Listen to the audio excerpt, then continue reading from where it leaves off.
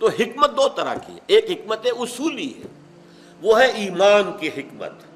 ایک تو ہے اللہ کو مان لیا، آخرت کو مان لیا، ایک ان ایمانیات کے اندر جو اصل شے ایسنس ہے اس تک رسائی ہو جائے، انسان پہنچ جائے اس تک، اور اس کا ذہن اور قلب دونوں مطمئن ہو جائے، جس کو کہ قرآن مجید میں نفس مطمئنہ کہا گیا ہے، دل اور دماغ دونوں مطمئن ہیں ایمان پر، اس کا دماغ بھی اسی شے کی تصدیق کر رہا ہے جو دل کہہ رہا ہے،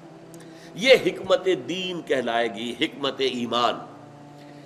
مولانا روم کا شعر ہے، کب تک پڑھو گے چند خانی حکمت یونانیہ، یہ یونانیوں کا فلسفہ کب تک پڑھو گے؟ حکمت ایمانیہ راہم بخواں، ایمان کی حکمت پڑھو، ایمان کی دانائی، ایمان کا فلسفہ، اور ایک ہے حکمت احکام کی، روزہ کیوں فرض کیا گیا تم پر، لعلکم تتقون، نماز کیوں فرض کی گئی تم پر، لذکری، اقیم الصلاۃ لذکری، زکوٰۃ کیوں فرض کی گئی، تمہارے تزکیہ نفس کے لیے،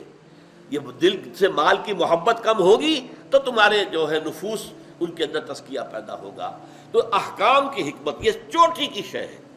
ایک انسان اس حد تک پہنچ جائے کہ پورا دل مطمئن ہو، واقعی حکم یہی ہونا چاہیے تھا،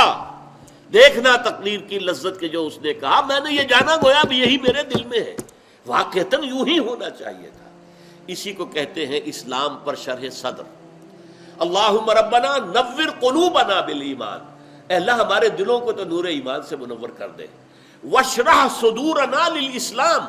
اور ہمارے سینوں کو اسلام کے لیے کھول دے کہ اسلام کا ہر حکم ہمیں معلوم ہو کہ ہاں میری فطرت کی پیاس یہی ہے، میری عقل کا تقاضا یہی ہے، میری فطرت جو ہے پکار رہی ہے اسی بات کے لیے کہ یہ حق ہے،